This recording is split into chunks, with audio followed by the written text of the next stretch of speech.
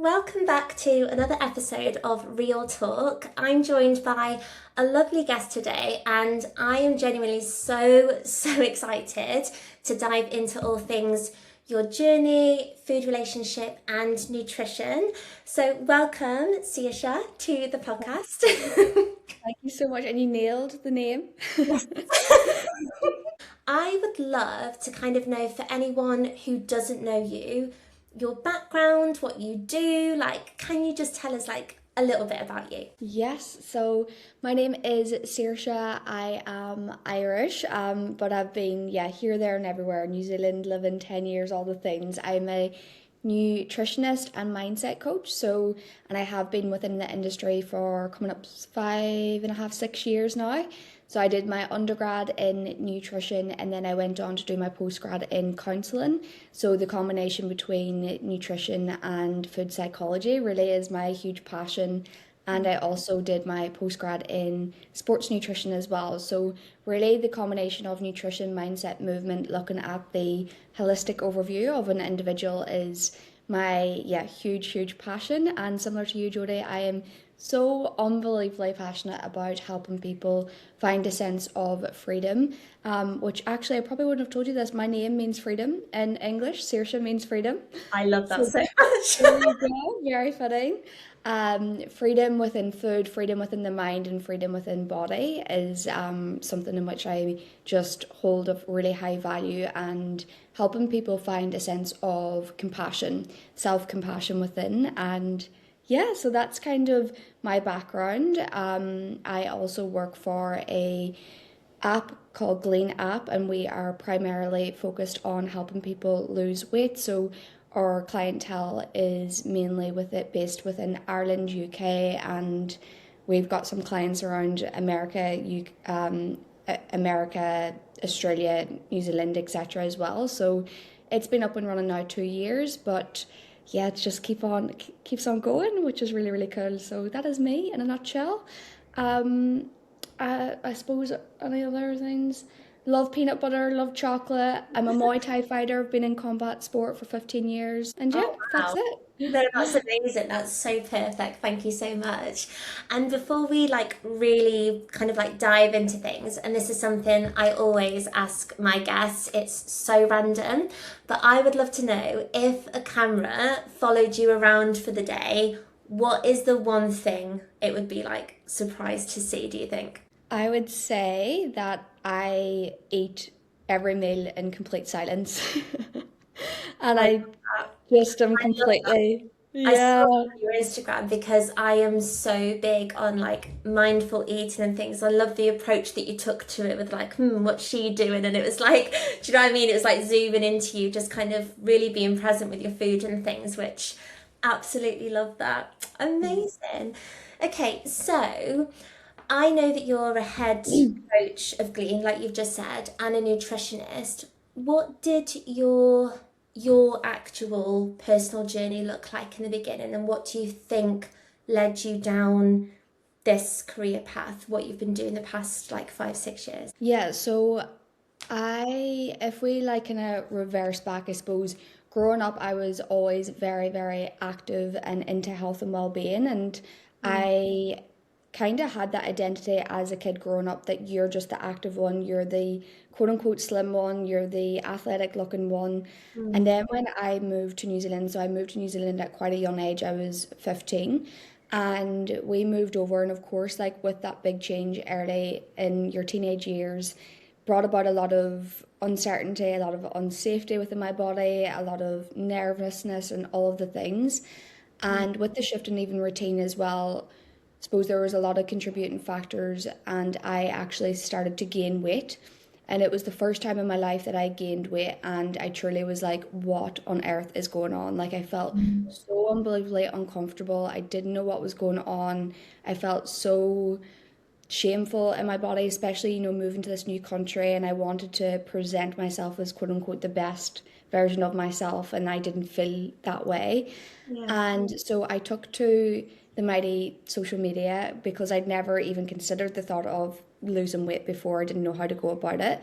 So I looked on to the likes of YouTube and Dr. Google and all of the things, and I fell into all of the classics, you know, apple cider vinegar first thing in the morning, lemon juice, doing Yeah. crunches in my bedroom late at night, detox teas, all of the things. And I dove into it with a complete, I suppose, naive mind. And also, I really held a lot of trust in like these influencers that I was following at the time. And I didn't know, of course, any different. So I Yeah. just was going for it thinking that I was doing the quote unquote healthy thing. And then it kind of, I suppose, long story short, this really did like within a kind of period of time, quite a good stint of time, it got to the stage then when I lost my period. And I remember saying to my mom, I was like, Mom, it's so random, like my period's gone, like this is so strange. And she was like, oh, we'll just go get it checked out just in case, we'll just go make sure everything's all good. So we Mm. went to the doctor, and I just want to preference right now, like if I'm going to speak a bit to eating disorders. So if it is a trigger to anyone, please, please, please feel free to jump off, and sending you so much love and light as well within that. But we got to the doctors essentially, and they were like, you have got anorexia nervosa. And mom and I looked at each other and we were like, what? Like, isn't that the condition in which that people just don't eat? And because at the time I was still eating every meal, it was just like really, really minimal rabbit food essentially. Or I was just on liquid calories, which had, I suppose, 100 calories per meal, following all these detox shakes, etc., is what I mentioned. And so I couldn't quite get my head around it. I was like, but I've been doing all the right things, you know? Mm. And what happened then throughout, I suppose, a duration of time is I recovered physically, because I had to physically recover in order to kind of get the tick of approval to get out of outpatient, etc. But Yeah. then I relapsed because I didn't mentally recover. And I think a huge piece too, and I know that a huge piece to me not mentally recovering was because I didn't feel a sense of autonomy. I wasn't given the education. I didn't know what it was that I was supposed to be fueling my body. It was kind of like, you're just given this meal plan, and you're just like told to eat this or told to eat that, but you're not given, like, I don't know No what to do. education around it. Exactly. Mm. So I didn't feel empowered. I didn't know what was going on, and I kind of reverted back. And it was when I then was hospitalized, and I remember saying to my mum, I just looked at her and I was like, this, like, how did I get here? And no one deserves to get to this position. How can I get better so that I can study this stuff and actually fill a gap in the market, or at least, support myself that little bit more, because I was done with the suffering. I didn't mean to put myself in that position. Mm. And yeah, so then I was on that hospital bed. They had pretty much told me that I was going to lose my life. They didn't think it was possible for, or they were surprised I was still there essentially. Wow. And I was like, there's no way. Like, I'm getting to uni. I'm going to study nutrition, or I'm going to study psychology, and This that's it. is Pardon? this isn't it kind of thing. Like, Yeah, yeah. oh my And that God. was it. And then I went on, I recovered, I went and studied nutrition, and then the scratch, the itch wasn't scratched. I was like, no, I need to go do the psychology element. Like, there's more to it again, and human behavior change and all of that. And that's what brought me to it. And I suppose it's the biggest blessing that could have ever come about, blessing in disguise. Yeah.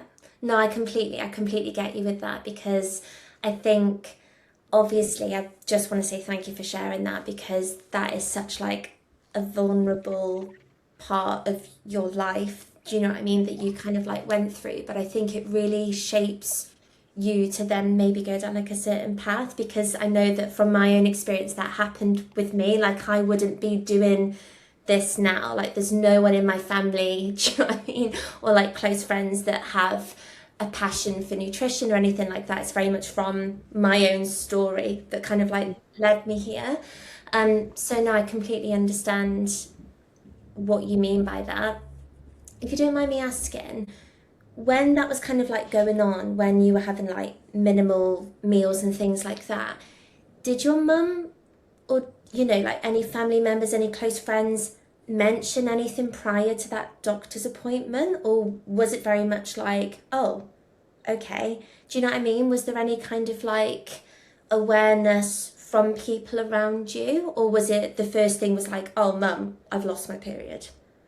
That was honestly, I was actually getting complimented for getting slimmer and slimmer, and Mm. because it was like, oh, you are so disciplined, Saoirse. You're so disciplined with this meal structure that you're doing or this diet plan that you're doing, and Yeah. it was almost commended. Mm. Um, yeah, honestly, and because as well, I grew up holding that identity of Saoirse's just the athletic one, Saoirse's just the health one, so they didn't necessarily question me all that much. Mm. Um, Yeah, honestly, and that's the scary part, isn't it?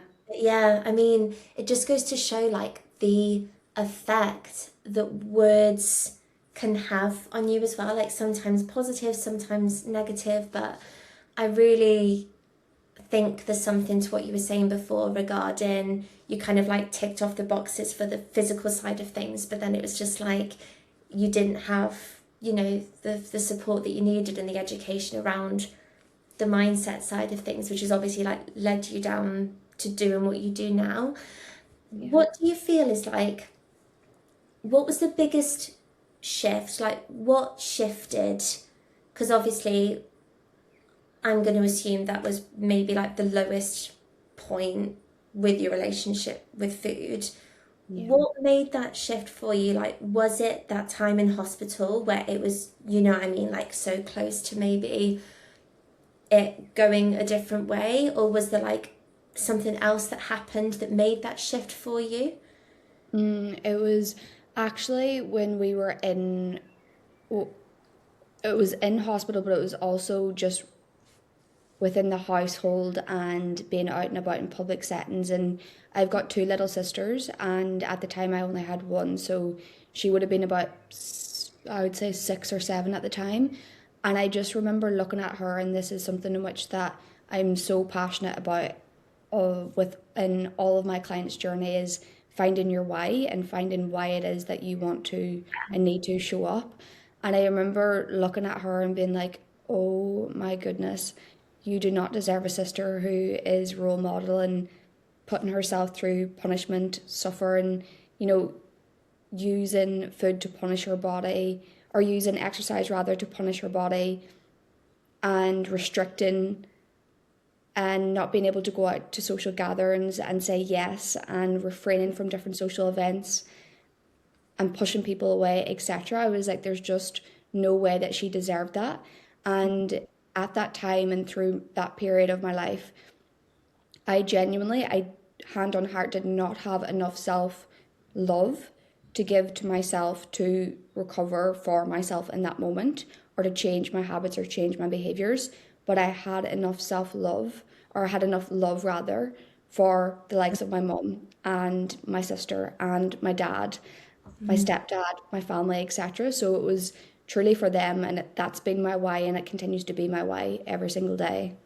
Oh, I love that because there's always like a deeper reason for wanting to, like gain weight or lose weight or just ultimately like work on yourself. So clearly it was like a family and like love for them for you, which yeah, no, I Yeah. absolutely love that. So what do you feel has been like the hardest part of becoming the coach you are today from those experiences that you had then and then moving into kind of like what you do now? I would say honestly is accepting that we as coaches, I'm not sure if you can relate to this, Jodie, but we won't ever have it all figured out either. And actually accepting that we get to be perfectly imperfect also, and allowing that to be more than okay, and showing your humanness and sharing that as that you go through as well. And you're never going to be 100% healed, 100% perfect, have all the answers, and that's more than okay. Yeah, I think there's something actually really beautiful, like and empowering about that, that we get to learn and continue to educate ourselves and then pass that on. And yeah, Yeah. I was having a conversation with a close friend the other day where we were just discussing like nutrition and weight and all of the things. And everybody's going to be at kind of like a different stage in their journey. And what I love about that is that everybody like not one person is the same and not one Yeah. journey is the same either.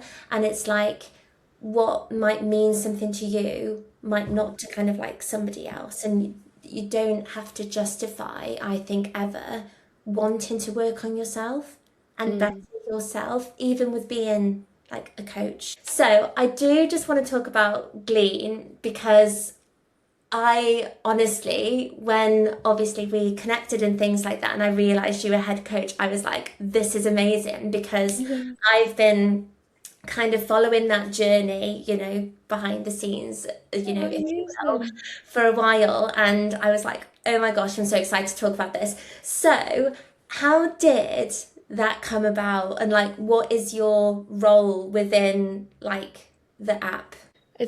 I suppose my role within the app is I am head coach and manager. So we've got a team of there's 8 to 9 coaches of like under us, and then we've got the other amazing, incredible teams. So we've got like our app support, graphic designer, all of those Mm, amazing people in the background as well. And so I am the manager of the team and also head coach. So I suppose my role as a whole is front facing, putting and educating the community within the group and within that one-on-one setting, and also continuing on with the likes of our social media education, mm, coaching calls, weekly coaching calls, the portal within their app, keeping that updated with education as well. And then I suppose back end, then it's our weekly trainings and monthly check-ins and all of the amazing things with our team and all the amazing business stuff in the back end as well, just chipping in, keeping the boys to it. But yeah, yeah, that's pretty much where I kind of sit. So I kind of blend a quite bit of a everything. responsibility then, really. Like, there's lots of Yeah. different pieces and things. Amazing. Yeah. No, I love that. And in terms of socials, because I know you just touched on there that you're responsible for socials on, is it on the Glean page? We're like a team collaboration there. So Mm. there's a couple of us that will go, there's like 4 of us that mainly go in there and rotate between the content and we all brainstorm together really. So there's, yeah, definitely not all in my hands. Evan would be the man there that takes most, Evan and Sean. But yeah, so that's kind of that there. Oh, I love that. Amazing. So, and then I suppose like on your own page, you've got free reign to speak to what you want to and kind of have that separation for you, for just you, I take it. Yeah, yeah, absolutely. And I quite enjoy it because prior to Glean, so I suppose how it all came about was prior to Glean, I was running my own business completely. So I came out of uni and I just decided to start up my own business because I was very much so of, I did a lot of industry practicum and I Mm, just couldn't find a company within, I was living in New Zealand at the time, mm, a company or a role that I was like, yep, this is like screaming my ethos, it's screaming my mm, coaching values, my morals, and everything. And so I kind of was like, I had no business experience, but I was like, I'm just gonna wing it. Like, let's give it a go. And mm, so I was set up my own business, but I also had a part-time role kind of lingering in the background just to pay the bills and have that sense of security. And I was suddenly then let go of that role. So I've always had my social media kind of running as my personal brand business kind of thing. yeah. And I was suddenly let go of that role, or rather, there was a restructure, management, etc. So shifts with roles, etc. And then Evan, so he put up an Instagram story saying that he was looking to employ his first ever coach. And I got sent on his story by a friend and said you should apply for this. And I didn't really like know, like I followed Evan, hadn't followed Sean, didn't really know much all about them, but I was just like, oh, there's something about this guy. Like I Mm, really get a good energy off him. So I applied on the Sunday night, got a message from him that night saying, can you jump on a call on Monday? Jumped on a call and we were just talking. And yeah. And he was like, we were talking, he was like, I've never really done this, but I just feel like, do you want the job? Like, this just feels really right. And I was like, oh my gosh. And he yeah. said, yeah, he said in that moment, he said, oh, just so you know, me and my friend are looking like the future vision, his friend being Sean, is to build an app together. He currently has his own community going, but we are working with app developers. We're going to build it up. Would you be willing to come with us in that? And I was like, yeah, sure. Like, not really thinking anything about it. Like, I was just like, yeah, whatever. Like, I'm sure that's a dream kind of thing. Mm. And then Sean was looking for a coach then to help him, as that they were building it together because neither of them had coaches. So then I started working for both Sean and Evan separately, helping them both in their communities, coaching their clients. Then we Mm. all came together and then Clean was built. Oh my God, I love that. That's so wholesome. And I honestly like I think I just assumed that you were in Ireland as well. So it just goes to Yeah. show the power of social media as well, of just like being sent one thing, applying for that thing, and that moved with such speed as well, which is Yeah. just incredible. I love that. And you said that it's mainly like weight loss, isn't it? Like that's the goal that many have, I'm assuming, that use the app. Yeah. Yeah. Yeah. Primarily weight loss through that holistic approach. Yeah. Amazing. So, if someone was like starting their weight loss journey tomorrow, for example, where would you recommend that they start? I think that is very, very, very individualized and context matters. And I don't think that there's one size fits all, like where that we start. The main and I suppose the most important thing that I say to all of our clients within Glean and we teach and preach is start with one habit at a time. And it can feel so hard to hear that. And it feels wrong and it feels like, no, but I need to get off the line. I need to tick off every single box. But Mm. that's the most unsustainable approach that we can go about. So where to start is going to be one step at a time. For some clients, that might look like, depending on their history, that might look like, okay, we're going to start and we're just going to track your calories. We're just going to get you into building confidence with your breakfast. Or for another client, it might be, we're just going to start with steps. If, for example, their relationship with tracking is poor, another client, it might be, well, do you know, how about we actually start with a weekly food shop where we prioritize getting protein sources if that tracking isn't something for you. Mm. So that's kind of the approach that I take it, and I meet every client where that they're at, depending on their history and their current season of life as well, because what might work for them 3 months ago might not work for them now. Yeah, no, I absolutely love that. I love that. I'm so big on like personalized and bespoke approaches. So I love that you touched on that because, like we were saying before, not one person is the same. So what might work for someone else isn't necessarily going to work for you. But Yeah. also, what you just said there as well about just because you were able to, I don't know, like you say, like life might have looked different like 3 months ago. And I think that it's quite difficult for clients, I think, coming into something with such passion for wanting to achieve a goal, and they just want to do everything to kind of like get to where they want to be. But like you've so beautifully pointed out there, that isn't sustainable or actually going to help them long term. So Hmm. it's kind of like building up those stepping stones, isn't it? And that's something I like to do as well, is that like, right, okay, these are the things we're going to focus on, but let's start here. And then Hmm. we can add something in, and then we can add something in, and then it just becomes a point, doesn't it, where the habits that maybe at one point were hard are not even something that they then think about. And then that's Absolutely. the beauty of that, isn't it? Is like building it, which It's the I identity change, isn't it? yeah, no, exactly, It's like absolutely. you then become someone. It's not like, oh, you need to go out and I need to get in my steps. It's like I just become someone who goes out for a walk. Or Mm. it's not that I need to pay all this attention to, hit my calories. I've just become someone who prioritizes nutrient dense food most of the time. So it's, yeah. Yeah, no, definitely, definitely. In terms of like the mindset side of things, I actually saw a post relating to food relationship and the 3C method. So can Yes. you like tell me and us, like the listeners, a bit about it, like, and when a client would actually use the 3C method? Yeah, so the 3C method is a tool, a mindset tool that we use with our clients, and essentially it is you catch challenge, and change. So context in which that you might use this could be, through the lens of emotional eating, through shifting limiting beliefs, through working through different types of stress management situations. Like you can use it in many different areas, self-sabotage, and Mm. you just apply it to that specific situation. So take for example, if that someone were to present with a limiting belief such as I just always fail.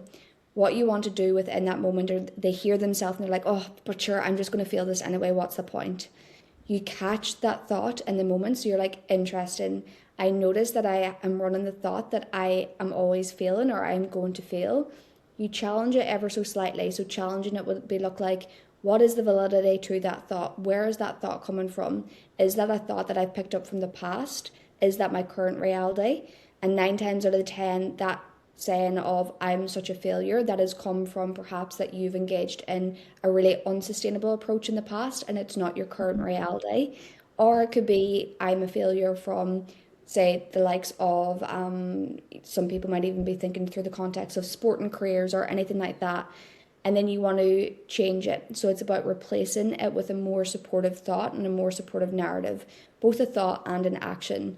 So that would look like, take for example, you catch it, you challenge it, and you change it. So changing could be like, there's literally no way for me to possibly, my true belief anyway is there's no way to fail. Any failure, quote unquote, is just feedback, and we can only fail forward so long as we keep taking action and moving forward and fail fast. And Mm. so within that, you're like, challenge it, change it, and you're changing it to a new narrative. So it's all about replacing that mind that is kind of like holding you back and rewiring your mind rep by rep is kind of how I describe it. It's like putting in the reps that you do at the gym. You have to keep catching it, you have to keep challenging it, you have to keep changing it. And yeah, that's kind of how that you can apply it as a whole. I love that. And like you say, it's these, limiting beliefs that come up and these thoughts and feelings, 9 times out of 10, maybe even more, 9 times out of 10, it's come from somewhere, hasn't it? So it's come from a time, and a lot of the time I think beliefs are kind of like passed on from other people around us, and we're so young, we Yeah, take on that belief and then think, that that means something of us and this, that, and the other. And it's not until, like you say, that you challenge it and you catch it and you actually think, like, ooh. And I think there's something so powerful about questioning it, like you've said yeah, there, and just kind of really challenging, like, where has this come from? Like, is this my belief, or have I kind of like learnt this from somewhere else? So I absolutely love that. like what you were saying there, Jodie, it can be, it's, when you're catching it and then challenging it, even asking yourself the question of, has this been caught or has it been taught? And even if it has been taught, where from? So again, Yeah. like, is it your current reality of the education that you've been given, or is it old education that is outdated? Yeah. And something I like to ask my clients as well is like, in the current day, like, what do you know to be true? Yes, I love that. Like Yeah, really challenging, like, well, what do you actually know to be true? It's like you now. And yeah, yeah, I think, I mean, I was even talking to one of my clients yesterday about there were some thoughts and feelings coming up around like weight, and it was like going into the fact that it's not actually the weight, it's not the number, it's something a lot deeper meaning. There's deeper meaning behind it than that. And so I yeah, really love that you focus on the mindset side of things, because, and I think from what you discussed earlier in terms of your journey, and you try and like quote unquote like the fads and the detox teas and all that kind of thing, is like giving you the experience, like myself, where that stuff doesn't really kind of like help in the long run. So I yeah, really love that you go into the mindset side of things, because it just has such an impact on a person. And I yeah, think it's really, really, it's just so crucial. And I don't feel there's enough of an emphasis on that side of things in the space, to be I honest. completely agree, completely agree. But yeah, the reality is it always starts and ends in the mind. Like Yeah, yeah, no, it does. You're yeah, absolutely, absolutely right. So, if it's cool with you, I do want to talk a little bit about the fitness industry in terms of what you believe and don't believe, and just kind of what I love to do in the podcast now and again is just to kind of cut through the BS that's out there, because Love it. there's so much what I call noise on Yeah. social media. It's like insane. And the amount of things that I mean, I think I've heard it all from clients now in terms of what they've told, what they've been told, clubs they've done, things they've learned along the way. And I think it's just quite nice sometimes to just kind of like cut through what somebody might believe and just kind of like help. So discuss it in like a really positive way. But what is something in the fitness industry, and take that as you will, that you think is just complete BS? I would say that the push that one exercise will make you look or make you lose XYZ. I love that so much. Yeah, literally. Say it louder. Yeah, yeah. And leave that there. I think everyone can fill in the blanks as that they will there on that one.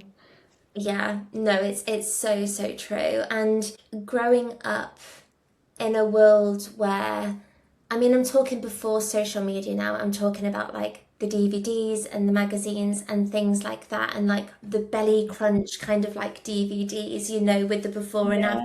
Yeah. And I love talking about the fact that nutrition is such a massive percentage of your results.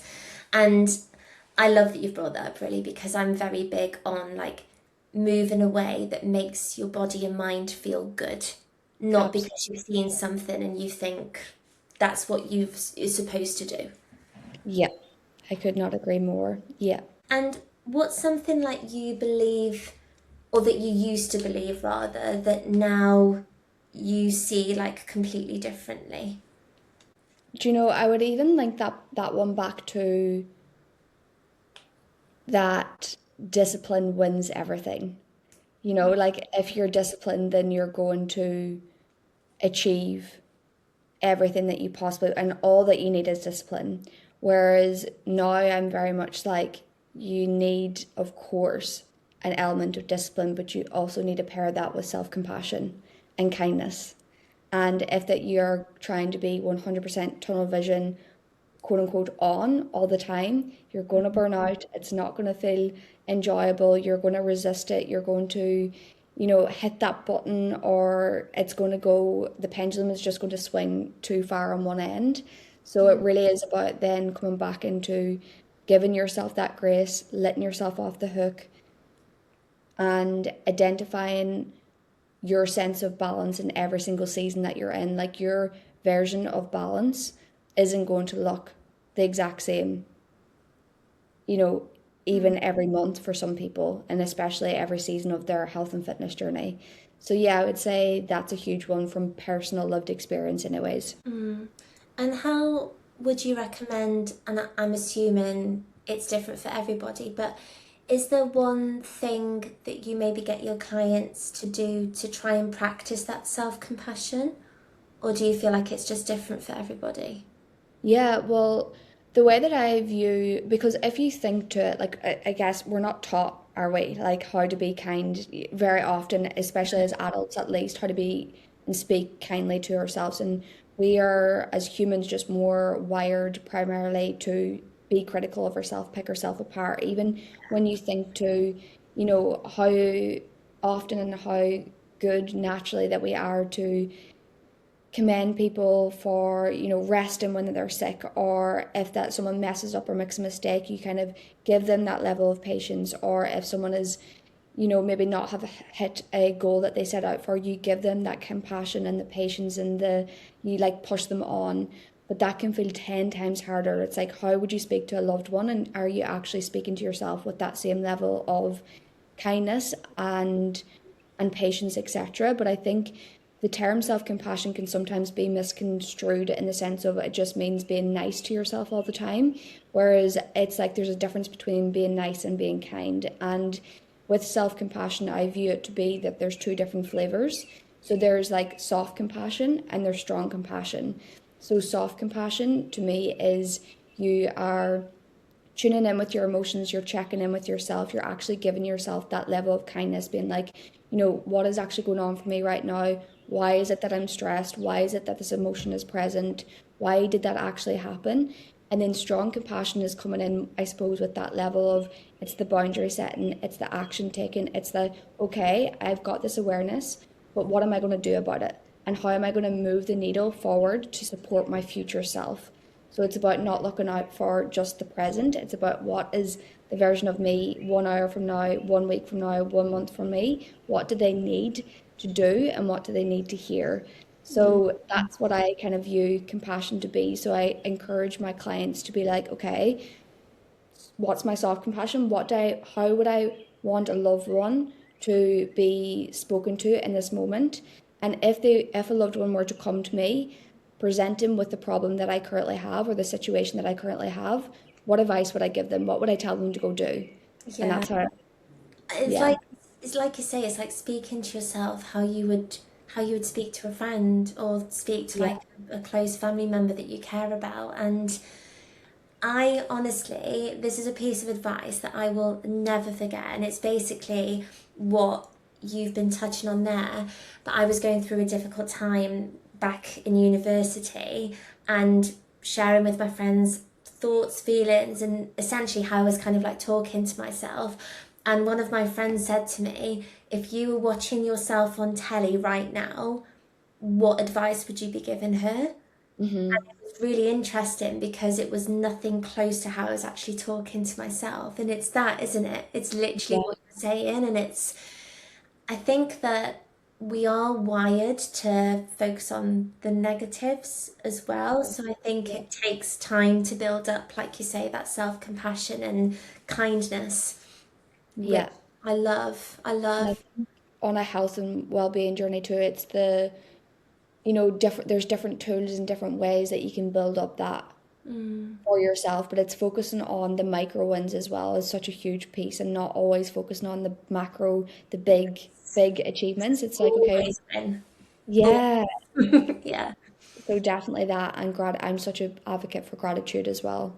Yeah, yeah. I think that's such a powerful tool, if I Yeah. can like label it as that as well. And I love what you said about essentially future pacing as well, about just kind of thinking, well, if my future self, that version of me who's achieved absolutely everything that I want to, if she were to walk in right now, what would she be saying to me? Because essentially that's the person that you're wanting and trying to become. Um, Exactly. so yeah, no, I absolutely love that. Love that. And in terms of like habits, because there are a plethora of different habits that we could obviously dive into. But what do you feel is like a quote unquote healthy habit that maybe people think is healthy that actually isn't that helpful? What do you think that would be? I would actually say that, well, I would say, it might not be helpful for everyone. This one would be waking up at 5 a.m. And that is coming from someone who wakes up at 5 a.m. Like I do wake up, but it's like, the early morning habit.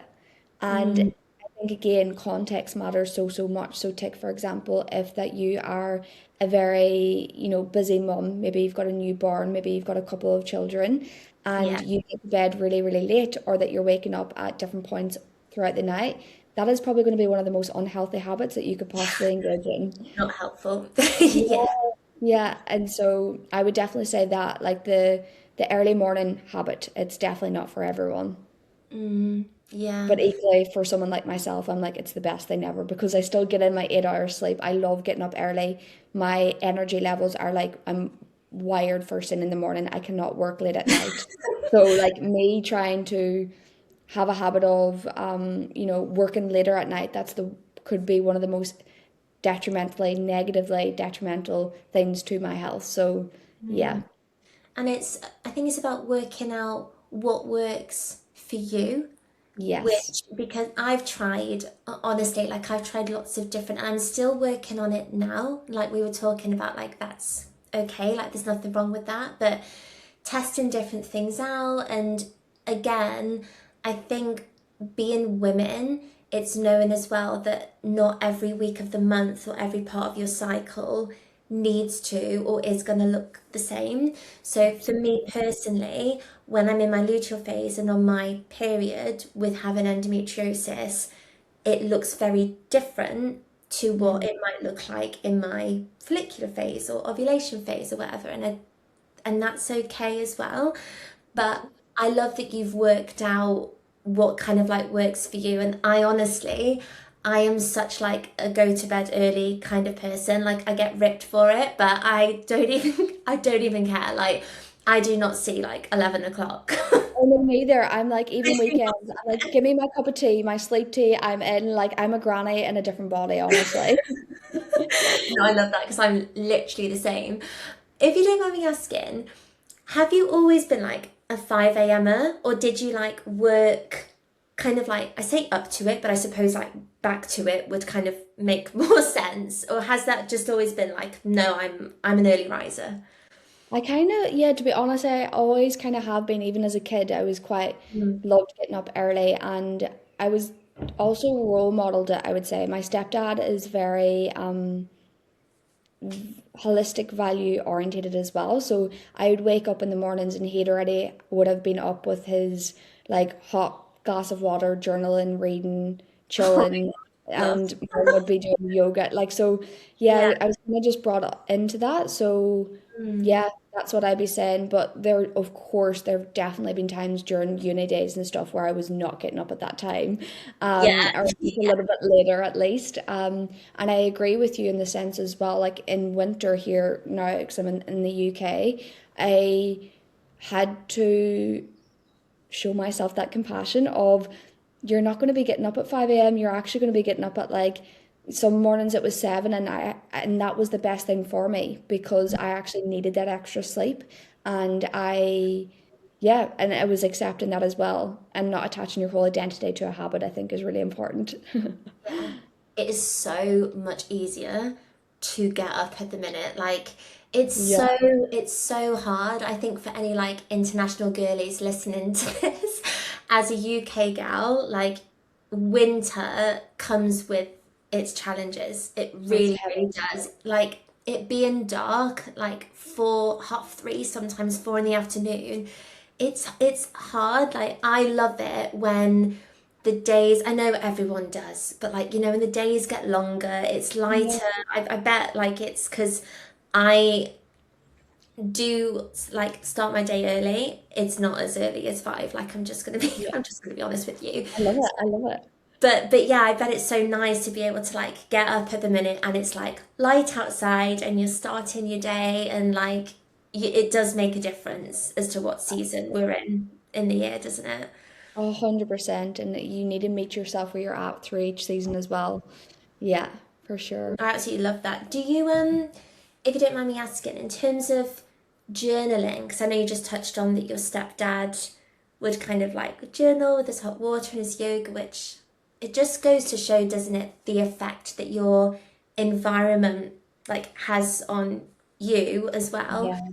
Is journaling something you try and do like a few times a week? Is it like a daily non-negotiable for you? Like what does that look like in your like day to or weekly routine? Yeah, I've honestly been journaling now, I would say oh like over like 15 years on like a long time. And so I've gone through loads of different iterations of it and I've used it in different ways. Yeah.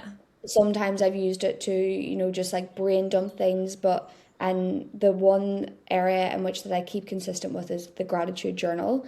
Mm. And that's been something and I there have been seasons in which that I've dipped out of consistency with that and I notice a huge impact in my mental well-being. But I also am quite consistent in the sense like I would say most mornings, at least every second morning, I'm pretty consistent with it. Mm. And I just love it's like my safe space to brain dump and literally just like let any thoughts just hit that paper without judgment. And it's been the biggest tool that's helped me build self-awareness. But I needed support at the very beginning. Like I was initially taught it through the lens of my psychologist at the time when I was really, really young, like how to let your thoughts be there but not hold shame or guilt around what's being presented, and learning how to dissect them and learning how to seek support, if that I did need support. So I also do think that's really important to preference. Like it can be quite scary and quite daunting if that you've never put your thoughts down on paper. Um, and something that's not really, spoke about that much, is it? Yeah, I think it's like that awareness, isn't it? And sometimes starting something like that, it can obviously be really emotional. Like if you haven't, Yeah. like you say, if you haven't done something like that before, and these, kind of like deep thoughts and feelings, and like we were touching on, like beliefs before come up, it can feel like, whoa. Whoa. But I Yeah. think then like working through those things then have such like a positive impact on the mind. So, but I love the gratitude journal. I think that's something I've been trying to get into more, even myself, like recently, because like you, I'd use my journal in different ways. Sometimes just a brain dump, sometimes like what's gone off today and things like that. But for me, again, going back to that awareness, it was kind of like reflecting on, okay, well, that's actually not helping me. Like it's fine and it's great, but actually, in terms of a mindset, it's not helping. And at the minute, for me, what's working quite nicely is actually having prompts that I can Yeah. actually go in and answer, because it's like I have something there for me that's waiting to be like, right, here you are, where we at, kind of thing. And in terms of like your, I know we just touched on non-negotiables. Is there something for you that's like, you do this one thing like every day, whatever kind of, whatever comes up, whatever you have going on, social events or anything? Is there something that you intentionally do like for self-care or for your mind or anything, like on a daily or There's a couple of things that spring to mind. Like I'm definitely, which is iconic because that's what I teach, but I am a creature of habit. Like I'm such a creature yeah, of me habit. too. Honestly, it's ridiculous, but I'm like, oh, it gets to be a strength. It gets to be a strength. But I suppose like my non-negotiable first thing when I wake up in the morning is I carry my emotional support water bottle around with me like it's my baby. Like this is truly my firstborn. Honestly. So the first thing I will always do is fill this up and drink my water, and I just take this. This is just it never wavers, like never ever wavers. My water intake. And then I would say a couple others is I try, and this has been something over, like I've kind of gone with this for a good few years now, is I try to check in before I consume. So I check in with my mind before I go into any social media, any work, anything. So whether that be through a 5 minute meditation, guided meditation, whether it be through journaling, whether it be just sitting with myself for 5 minutes, whether it be just sitting and drinking my water, it's Mm, just that pause in between actually taking on everyone else's, because the moment that you hit go, you're on for the rest of the day. And yeah, we very rarely get that opportunity to ourselves. So I feel like it's the only time of day that you're like guaranteed that pocket.